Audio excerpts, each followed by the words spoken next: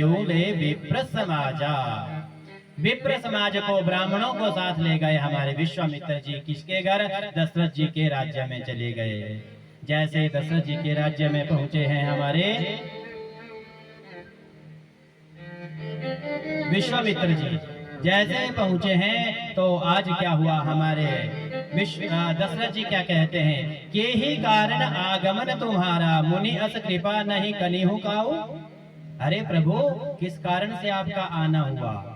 अगर कोई ऐसी बात थी तो मुझे बुला लिया होता, क्योंकि ये जो विश्वामित्र जी हैं कैसे हैं, कभी भी किसी के दरवाजे पर नहीं गए, किसी के दरवाजे पर नहीं गए हमारे विश्वामित्र जी। जंगल में रहते, अपनी कुटिया में रहते, खूब यज्ञ करते, भगवानों का, देवताओं का खूब यज्ञ करते। लेकिन जब मारीच और सुबाहु ने इनके यज्ञ को भंग करना आरंभ कर दिया, कोई भी एक यज्ञ पूरा नहीं होने दिया, तो आज दशरथ जी के घर में आ गए हमारे विश्वामित्र जी। जैसे विश्वामित्र जी पहुंच गए, अब क्या कह रहे हैं विश्वामित्र जी दशरथ जी से? दशरथ जी से कह रहे हैं, असुर समूह सतावहि मोहि, मोह सतावहि मोहि, मैं जाचन आयो नृप तोहि, मैं जाचन आयो नृप तोहि, अनुज समेत देहो रघुनाथा, अनुज समेत देहो रघुनाथा, निशिचर बत में हो बसनाथा, निशिचर बत में हो सनाथा।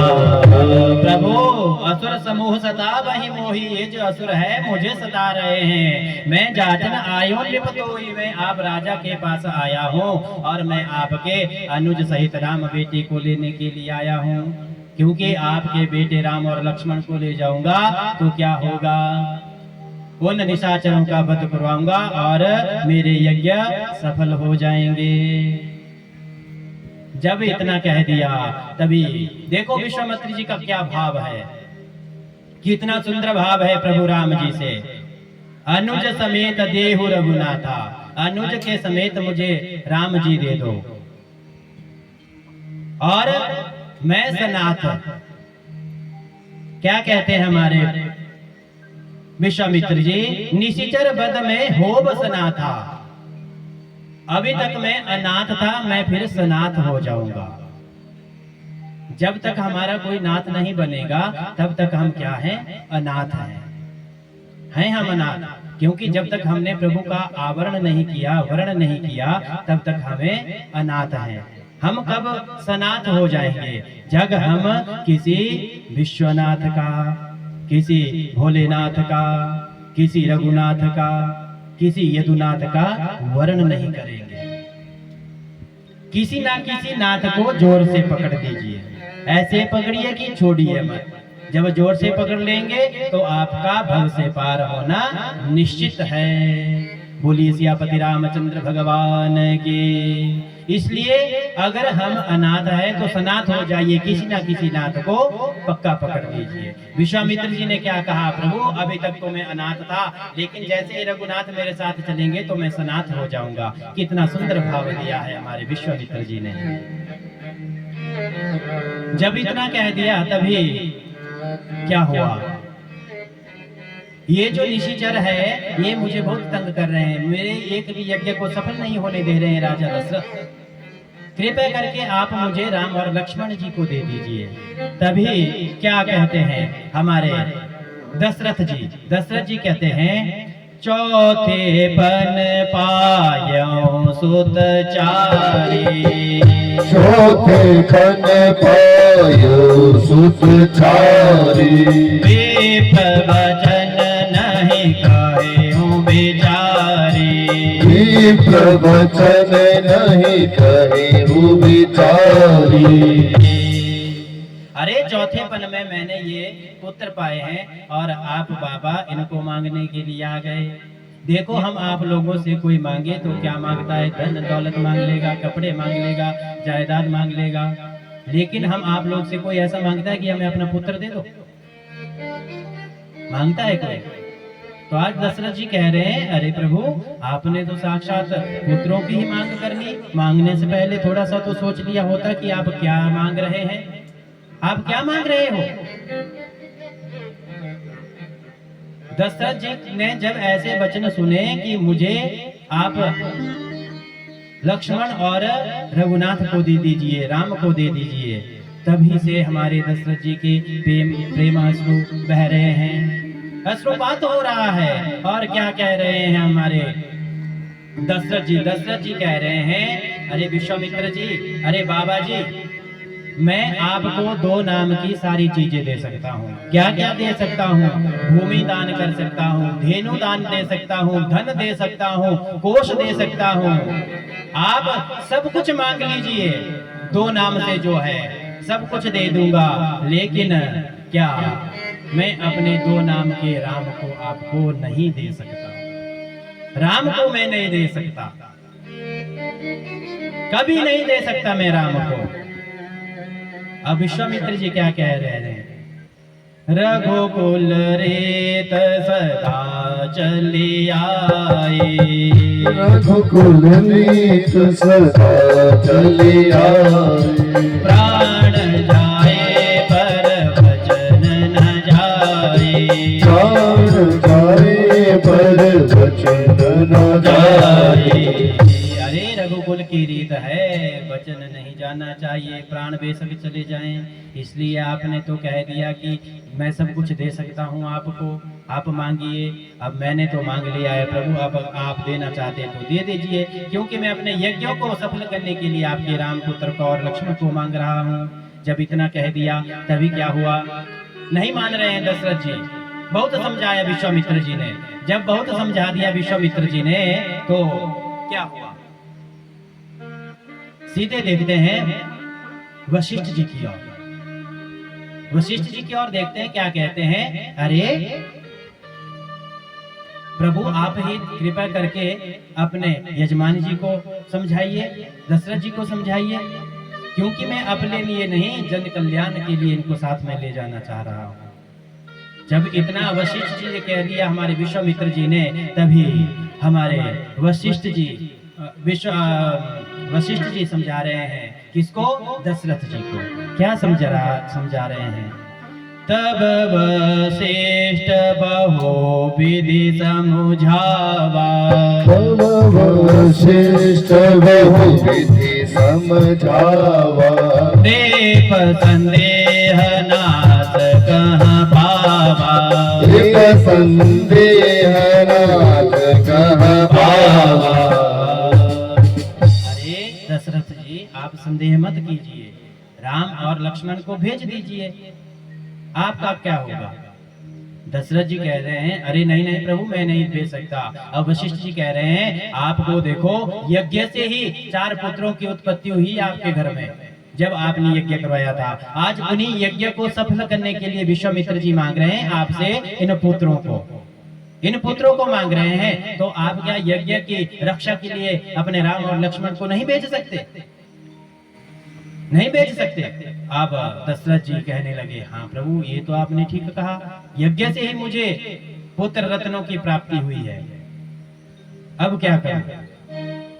जब इतना कह दिया तभी बहुत समझाया हमारे वशिष्ठ जी ने दशरथ जी को, और जैसे ही समझाया तो क्या कह रहे हैं? अरे दशरथ जी साथ में भेज दो, अगर आप 2 भेजोगे तो 4 आएंगे, 2 भेजोगे तो 4 आएंगे। अब पहले दशरथ जी को तो कुछ मालूम नहीं पड़ा, 2 भेजोगे तो 4 आओगे, कैसे आएंगे? दशरथ ने बताया, अरे पुत्र बड़े हो रहे हैं, बहुएं भी तो आनी है, बोली सियापति रामचंद्र भगवान की, बहुएं भी तो आनी है। अब हमारे दशरथ जी ने सोच लिया, हाँ ठीक कहा प्रभु, आपने ठीक कहा, आपने ठीक कहा, जाओ तुरंत राम जी को बुलाया, लक्ष्मण जी को बुलाया और भेज दिया। कहाँ भेज दिया? तुम मुनि पिता आन नहीं को। साथ में क्या कह दिया? विश्वामित्र जी आज से ही आप इनके पिता हुए, आपके साथ जाएंगे, आपके यज्ञ की रक्षा करेंगे। जब इतना कह दिया अब क्यों कहा कि आज से आप ही इनके पिता होंगे? दशरथ जी भी चतुर थे। क्यों कह दिया कि आप ही पिता होंगे? इसलिए कह दिया अगर विवाह हो गया तो विवाह के समय तो पिता की आवश्यकता पड़ेगी। अब पिता तो यहाँ है, विवाह कैसे होगा? तो साथ में कह दिया कि तुम ही आज से इनके पिता हो। अब विश्वामित्र जी चल पड़े राम और लक्ष्मण जी को लेकर के। चले जात मुनि दिन ही दिखाए, चले जात मुनि नहीं दिखाई, सुनी ताड़का क्रोध करि धाई, सुनी ताड़का क्रोध करि आई। अब विश्वामित्र जी जा रहे हैं अपनी कुटिया की ओर। जैसे ही जा रहे हैं आश्रम की ओर तो साथ में बाल रूप में बच्चे हैं राम और लक्ष्मण जी। छोटे छोटे हैं, अभी कंधे से नीचे आ रहे हैं राम और लक्ष्मण जी और ले जा रहे हैं विश्वामित्र जी। लेकिन विश्वामित्र जी के मन में भ्रम। कैसा भ्रम? अरे यही वो दशरथ नंदन होंगे क्या? यही वह हमारे नारायण होंगे? भ्रम है, संशय है मन में कि यही होंगे, क्योंकि बड़े बड़े असुर है, मारीच सुबाहु। ऐसा न हो कहीं मैं इन बाल रूपों को यहाँ से ले जाऊं और वहाँ वह इनको मार दे, मुझे तो बहुत बाल हत्या लग जाएगी। सोच रहे हैं मन में। जंगल से जा रहे हैं। जैसे ही जंगल से जा रहे थे अब थोड़ा सा घनघोर जंगल आ गया। घनघोर जंगल आ गया, वहां पर क्या हुआ? सुनी ताड़का क्रोध करि धाई।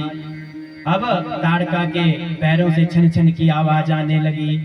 जैसे छन छन की आवाज आने लगी राम लक्ष्मण जी देख रहे थे। अरे अरे गुरुदेव देखो कैसी आवाज आ रही है, जैसे माता श्री कोई आ रही है।